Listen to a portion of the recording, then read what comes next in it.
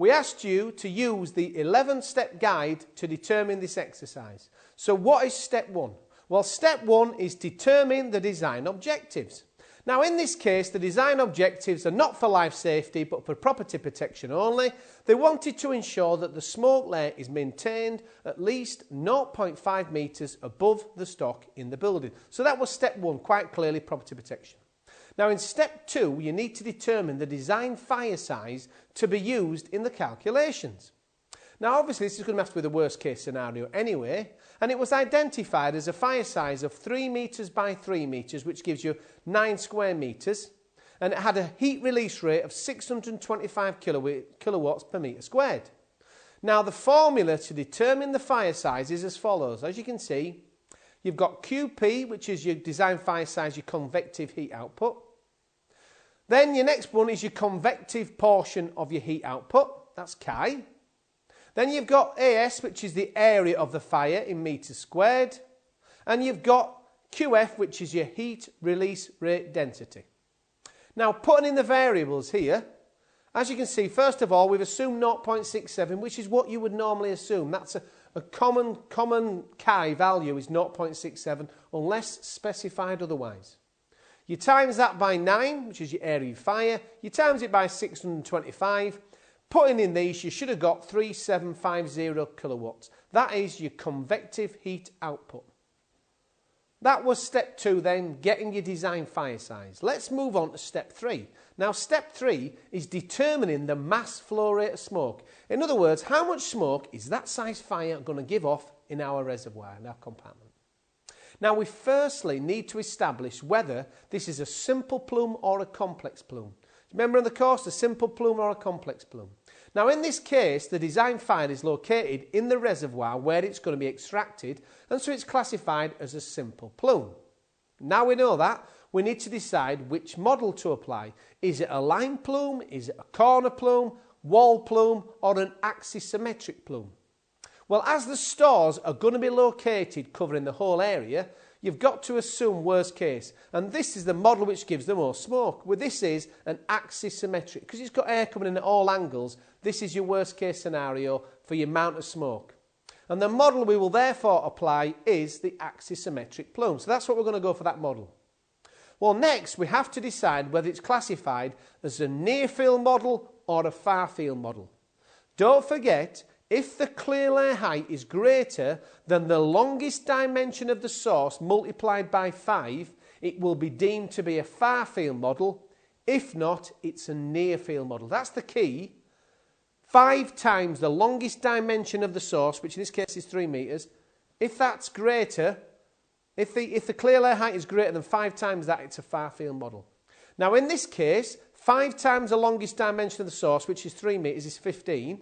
And the clear layer height is 7.5. Well, obviously, this is a near field model. So it's a near field model.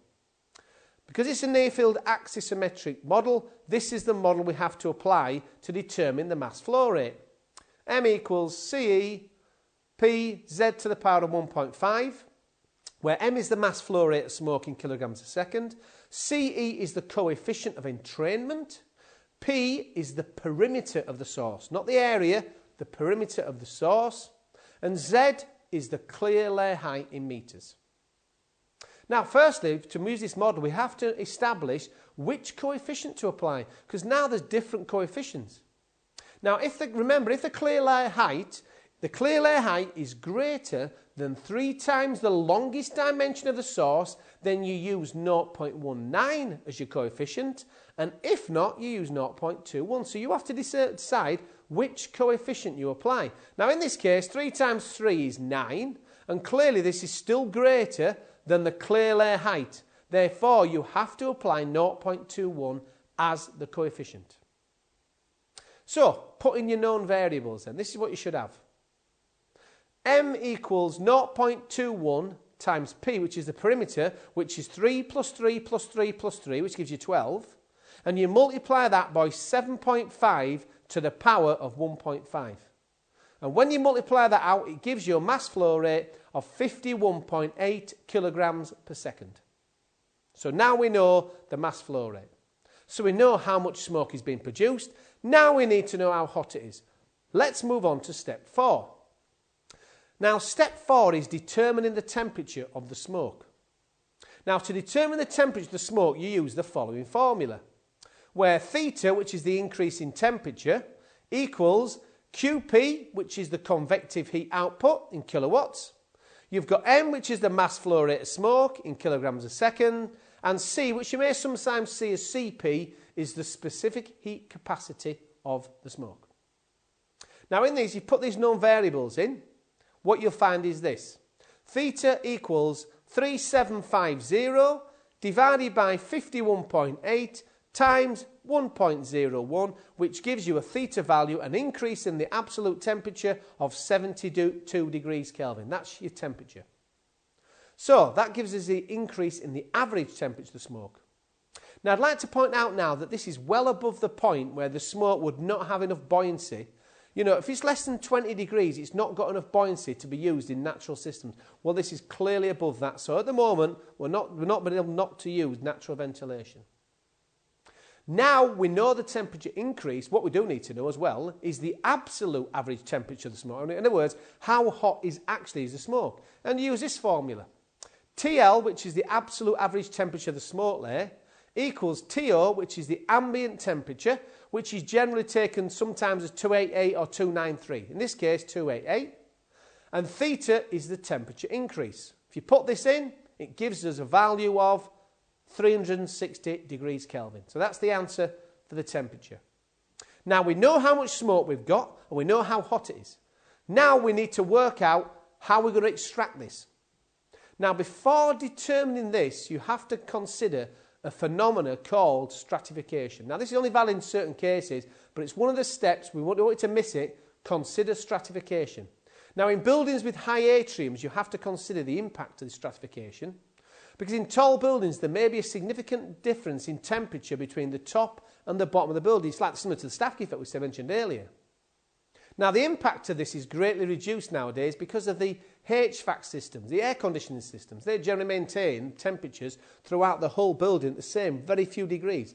In other words, if that's the case, then this model is not valid, and stratification cannot be determined by these models. And it shouldn't occur if you've got a good temperature all the way through the building. However, in very large buildings, very tall buildings, it is still significant. So you do have to look at it and consider it. However, if it's a very tall building and there's no temperature difference, you can't use the model that we're quoting here because it's not valid. There is no model. The only way to do it is if it's a very tall building, you've got any concerns, you either have mechanical ventilation or you must run it through a safety model to make sure the smoke will actually get out of that building. As a general guide, any building with no more than 3 stories, you won't get stratification at all. There's no stratification check needed. When you're looking at over 7 to 8 stories, you do need to carry out a check. And if it's in between, you need to consider it. And in this example, the clear layer height is only 7.5 metres, so we can skip the stratification check. We can stick this. Right, let's move on to step 6, determining the ventilation requirements. Now you've got a couple of choices, haven't you, really? You can either go for natural ventilation or mechanical ventilation. Now, generally, natural ventilation is preferred mainly due to the cost implications. And if it's possible, they want natural ventilation. But there are limitations when you can use it and when you can't, and I'll cover that later on as we go through the example.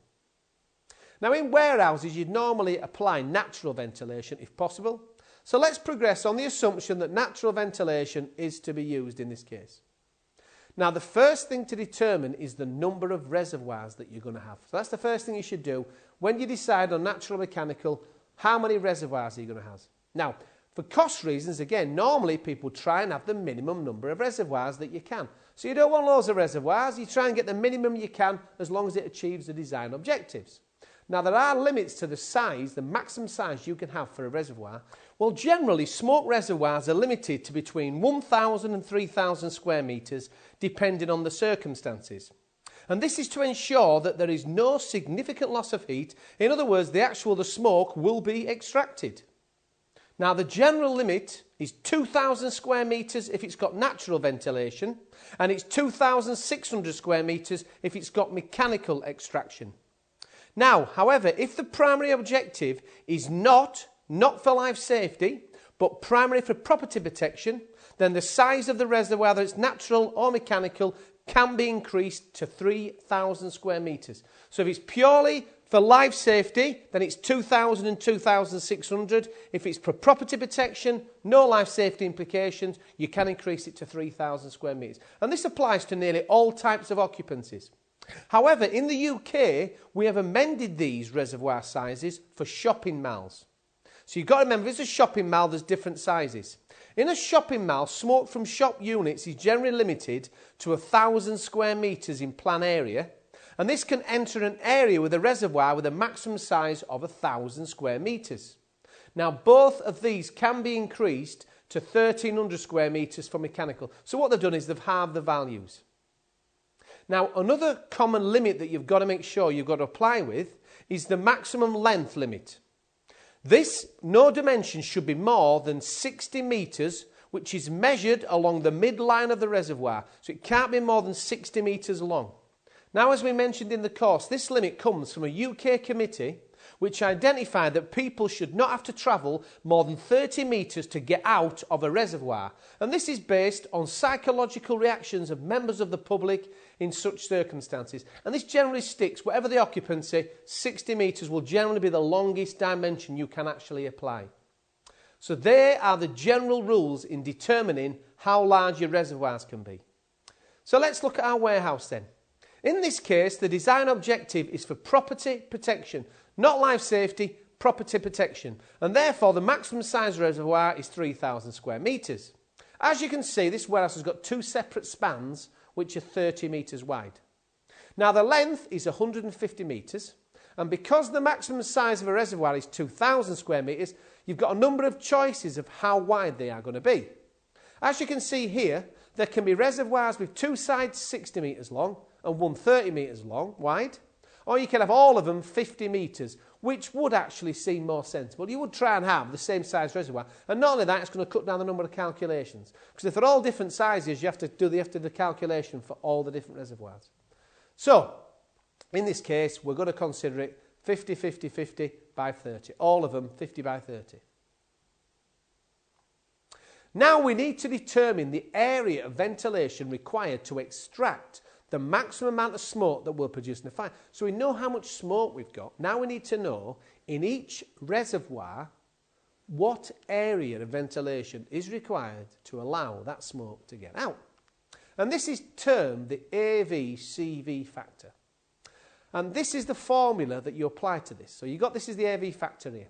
And let's just go through the parameters. M here is the mass flow rate of smoke into the smoke lane, kilograms a second. Rho is the density of ambient air, which is normally taken about 1.2 kilograms per metre cubed. TL, which is the absolute temperature of the smoke layer, which is in Kelvin. Now, this is your AV-CV AICI factor. This is the ratio between outlet air and inlet air. In other words, if you've got 6 reservoirs and there's a fire, so you have to assume one fire. Firing one of them, well, you've got 1 pumping out, but you've got 5 bringing air in. So if you've got 1 to 5, the ratio here is 1 to 5, so it's 1 to 1/5. Now, if you've got 4, obviously, 4, 1 out, 3 in. Do you understand? That's how you put that ratio in. It's the ratio of how many outs to how many in. Another parameter there, you've got TO, which is the temperature of ambient air, which is normally taken to be 288 Kelvin. Like I say, sometimes 293. G is the acceleration due to gravity, which is 9.81. D is the depth of the smoke layer. And in this case, it's 2.25 metres. That's the depth of the smoke layer. And theta is the temperature rise of the smoke, and that's the above ambient. We've got all the variables. Let's put them in. When you put these variables in, you can see by this formula here, you put all your variables in. If you multiply that out, you get 16.5 metres squared per reservoir.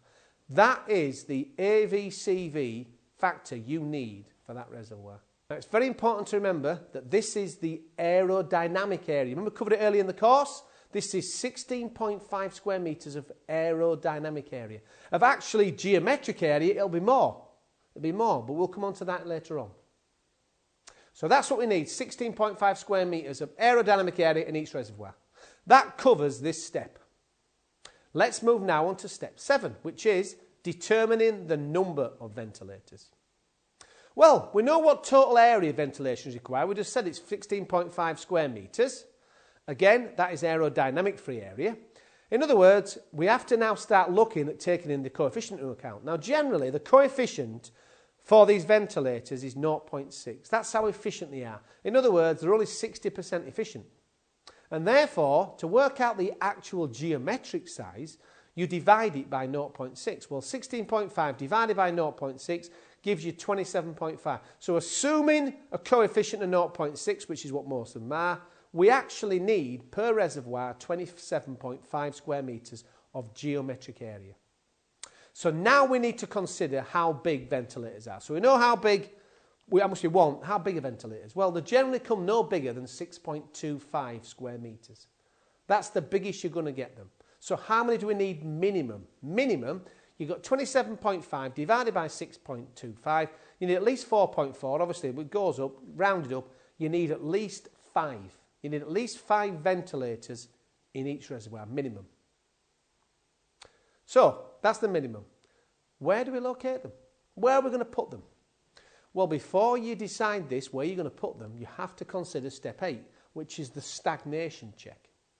And this stagnation check only applies to natural ventilation and means that ventilators cannot be more than 10 metres from the side of a room and no more than 20 metres apart. So if you've got a big reservoir, you might need more ventilators just to carry out the stagnation check. What it's saying is if it's over 20 metres between them, what you'll find is the smoke will lose its buoyancy, it'll stagnate and it won't make it to the end. So for natural ventilation, these are the rules. So what can you do? Look at your reservoir here. If you look at this, 50 metres by 30 metres, mark a line at 10 metres and 20 metres. So draw a grid on your reservoir for your natural, and you can see that's the maximum area dimension where you're going to put these 5. So you need to put 5 in here somewhere. As you can see, by looking at this, you're not going to get away with 5. We need at least 6.